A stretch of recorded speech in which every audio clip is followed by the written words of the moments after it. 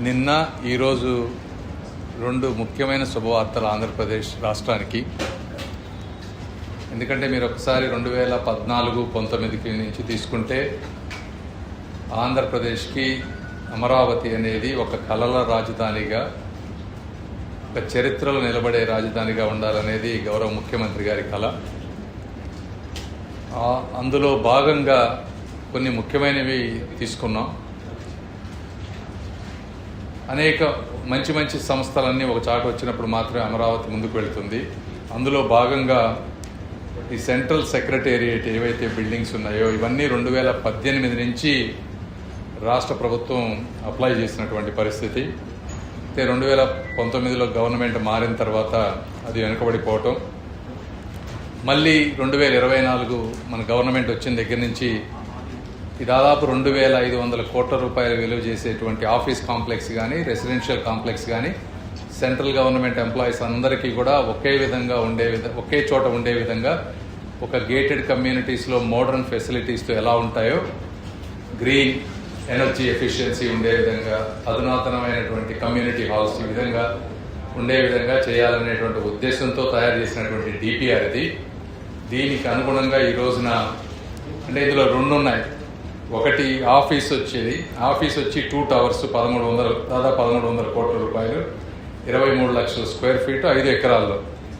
ఇది కంప్లీట్ అయిన తర్వాత అప్ టు 8,000 పీపుల్ని ఇది అకామిడేట్ చేయగలదు ఆఫీస్ స్పేస్. అదేవిధంగా 1,800 కార్ పార్కింగ్ వచ్చేటువంటి పరిస్థితి. రెండోది తీసుకుంటే రెసిడెన్షియల్ కాంప్లెక్స్ 1,234 కోట్ల రూపాయలు, 17 ఎకరాల్లో 11 టవర్స్, 31 లక్షల స్క్వేర్ ఫీట్, అంటే దాదాపు 1,500 type 2 to type 6 residential quarters, basement పార్కింగ్తో ఉండే విధంగా అధునాతనంగా. మీరు చూస్తే ఈ డిపిఆర్లు ఇవన్నీ కూడా మేము దగ్గర కూర్చొని డిజైన్స్ ఇవన్నీ చేపించాం. సో ఈ డిజైన్స్ కూడా చాలా అద్భుతంగా మోడర్న్గా ఉన్నాయి. ఇవి రెండు కలిపి దాదాపు 2,500 కోట్ల రూపాయలు ఈరోజు కేబినెట్ ద్వారా గౌరవ ప్రధాని గారు ఆమోదం చేశారు. అయితే ఇది 2 సంవత్సరాలు పట్టింది మాకు, ఎందుకంటే ఇది అర్బన్ మినిస్టర్ ఖట్టర్ గారిని 2025లో మనం కలిసి అక్కడి నుంచి అప్రూవల్ తీసుకున్నాం. తర్వాత ఫైనాన్స్ మినిస్టర్ నిర్మలా సీతారామన్ గారు సహకరించి వారు అప్రూవ్ చేశారు. ఇవన్నీ అయిపోయిన తర్వాత ప్రాజెక్ట్ ఇంప్లిమెంటేషన్ బోర్డుకు వెళ్లాల్సి వచ్చింది. ప్రాజెక్ట్ ఇంప్లిమెంటేషన్ బోర్డులో అనేక క్వైరీస్ ఉంటే మళ్ళీ వెనక్కి రావటం, మళ్ళీ మినిస్ట్రీ ద్వారా వెళ్ళటం, తర్వాత ఆఖరిగా ఇవన్నీ క్లియర్ చేసుకొని పిఎంఓకి వెళ్ళటం, తర్వాత క్యాబినెట్కి వెళ్ళటం. క్యాబినెట్కి వెళ్ళిన తర్వాత మా ముఖ్యమంత్రి శ్రీ నారా చంద్రబాబు నాయుడు గారు కూడా దీన్ని పర్సూ చేయటం, ఇలా అనేక రకాలైన వాటితో ఈరోజు సాధ్యమైంది. కాబట్టి ఇది గౌరవ ప్రధానమంత్రి గారికి ఆంధ్రప్రదేశ్ అదేవిధంగా రీజనల్ డెవలప్మెంట్ మీద ఆ ఎన్డీఏ కూటమి ప్రభుత్వంపై ఉన్నటువంటి ఒక నమ్మకానికి నిదర్శనమని తెలియజేసుకుంటూ వారికి మనస్ఫూర్తిగా ధన్యవాదాలు తెలుపుతా ఉన్నాను. అదేవిధంగా మా ప్రభుత్వంలో ఉన్నటువంటి పవన్ కళ్యాణ్ గారికి, నారా లోకేష్ గారికి, అనేక మంది అధికారులు, సిఆర్డీఏ అధికారులకి వీటన్నిటినీ ఫాలోఅప్ చేసినందుకు వారందరికీ గుంటూరు ప్రాంత ప్రజల తరఫున, అమరావతి ప్రాంత ఎంపీగా నేను ధన్యవాదాలు తెలుపుతా ఉన్నాను. వీటితో పాటుగా నిన్న మీరు ఒకసారి చూస్తే విబిజీ రామ్జీ అంటే దాదాపుగా కొత్త బిల్లులో 95,000 కోట్ల రూపాయలు కేవలం సెంట్రల్ గవర్నమెంట్ ప్రొవిజన్ ఉంటే అందులో 7,700 కోట్లు ఆంధ్రప్రదేశ్కి ప్రొవిజన్ ఇచ్చారు.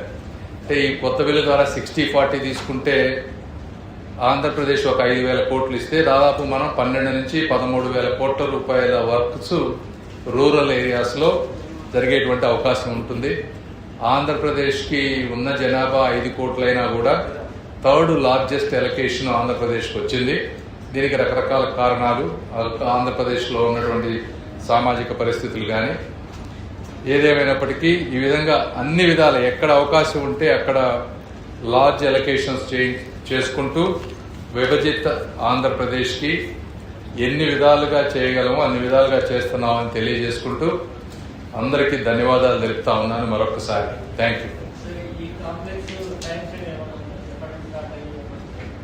సో ఇప్పుడే ఇది వచ్చింది కాబట్టి ఇక దీన్ని మళ్ళీ టెండర్స్కి తీసుకువెళ్ళే విధంగా సిపిడబ్ల్యూడి వాళ్ళు దీన్ని టేకప్ చేస్తారు. సో ఇప్పటి నుంచి దాన్ని కూడా మేము టెండర్స్ ముందుకు తీసుకువెళ్ళి ముందుకు తీసుకెళ్లాల్సిన అవసరం ఉంది. బట్ మీకు తెలియదు, దాదాపు 50 లక్షల స్క్వేర్ ఫీట్ ఉంది. ఇట్లా పెద్దవి కట్టాలంటే కనీసం 3-4 ఇయర్స్ పడుతుంది అనేది నా ఒపీనియన్. ఇదంతా కంప్లీట్ అవ్వాలి.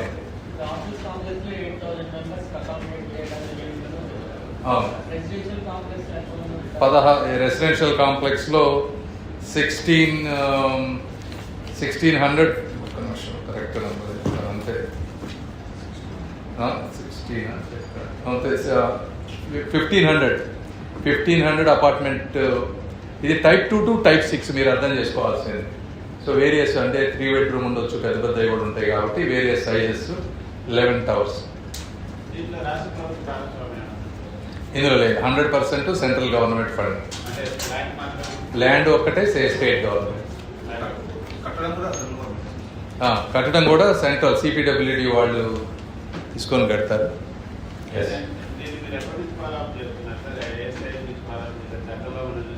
ఇది యాక్చువల్గా 2024లో మనం వచ్చిన తర్వాత అది ఎక్కడ ఆగిపోయింది. కంప్లీట్గా ఫ్రెష్గా స్టార్ట్ చేసాం. ఎందుకంటే ఎస్టిమేట్స్ ఇప్పుడు 7 years బ్యాక్ వేసిన ఎస్టిమేట్స్ ఇవన్నీ వర్కౌట్ అవ్వవు కాబట్టి మళ్ళీ అన్ని రీఎస్టిమేట్స్ చేపించి కంప్లీట్గా ఫ్రెష్గా స్టార్ట్ చేసాం మేము వర్క్ అంతా కూడా 2024 నుంచి.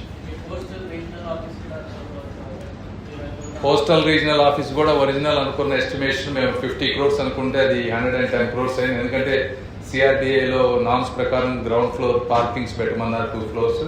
సో ఓవరాల్గా ఎస్టిమేట్ 100 crores పెరిగింది కాబట్టి అది కూడా బడ్జెట్ క్యాబినెట్ అప్రూవ్ అంటే లార్జ్ పోస్టల్ డిపార్ట్మెంట్ అంతా కూడా మాడిఫై చేస్తా ఉన్నా. అందులో భాగంగా క్యాబినెట్ వెళుతుంది. అది కూడా వచ్చే 1-2 months లో అది కూడా అప్రూవ్ అవుతుంది అనుకుంటారు.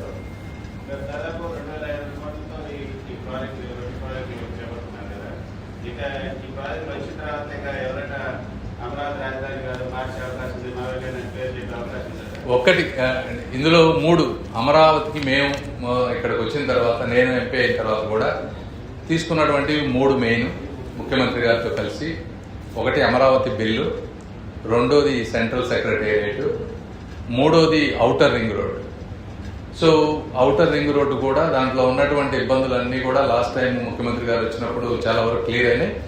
నెక్స్ట్ అది కూడా ఒక 3-4 months లో దాన్ని కూడా ఒక రూపానికి తీసుకొస్తే మెజారిటీ మేము అనుకున్నవన్నీ కూడా అమరావతికి జరిగినట్టు. ఇక్కడ నుంచి ఎగ్జిక్యూషన్ సరే ఒక నెల అటు ఇటుగా అవుతాయి కానీ బట్ ఒక విధానపరమైనటువంటి నిర్ణయాలు అన్నీ కూడా అవుతాయి.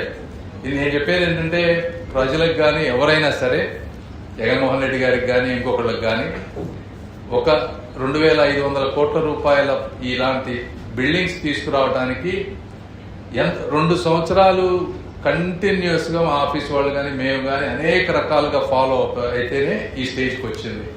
ఇవన్నీ ఏంటంటే ఏదో జగన్మోహన్ రెడ్డి గారు అనుకున్నట్టుగా అలా అయిపోవు.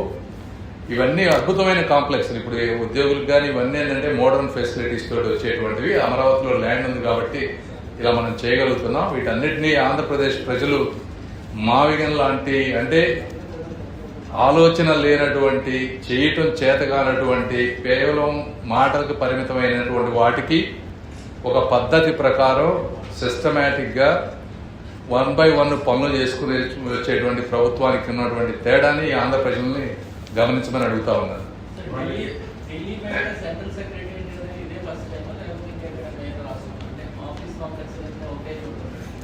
అంటే నాకు పూర్తిగా దాని మీద ఐడియా లేదు కానీ బట్ గ్రీన్ ఫీల్డ్ ఈ విధంగా చేయటం అనేది ఒకవేళ ఉన్నా కూడా ఇంత మోడర్న్ ఫెసిలిటీస్ తోటి, మోడర్న్ ఆర్కిటెక్చర్స్ తోటి, రెస్ట్ ఆఫ్ ది సిటీతో విశాలమైన ప్రాంతంలో ఉండటం బహుశా ఇదే మొదలుదవుతుందని నేను అనుకుంటాను. ఆంధ్రప్రదేశ్కి సంబంధించి కీలకమైనటువంటి ప్రాజెక్టులో మొదటి నుంచి ప్రత్యేకించి ఈసారి 3వసారి మోడీ ప్రధానిగా బాధ్యతలు చేపట్టిన తర్వాత అనేక కీలక ప్రాజెక్టులకి వస్తుంది. ఇప్పుడు ఆయన దేశాన్ని అత్యంత కాలం పాలించిన ముఖ్యమంత్రిగా రికార్డు సృష్టించిన రోజు జరిగినటువంటి కేబినెట్ సమావేశంలో అమరావతికి సంబంధించి తీసుకున్న ఈ నిర్ణయం ఆంధ్రప్రదేశ్ కానీ అమరావతి నిర్మాణ కార్యకలాపాలు మరింత వేగంగా కావడానికి దోహదం చేసేటువంటి అవకాశం ఉంది. డెఫినెట్ గా అంటే ఒక మంచి రోజు. జనరల్ గా కూడా మోదీ గారికి కూడా ఒక పాజిటివ్ ఎనర్జీ ఉంది అలాంటి సమయంలో. ఎందుకంటే సెంట్రల్ గవర్నమెంట్ లో కొన్ని 100 ప్రాజెక్ట్స్ ఉన్నాయి. మా పోస్టల్ డిపార్ట్మెంట్స్ నుంచే 2 క్యాబినెట్ లో పెండింగ్ ఉన్నాయి.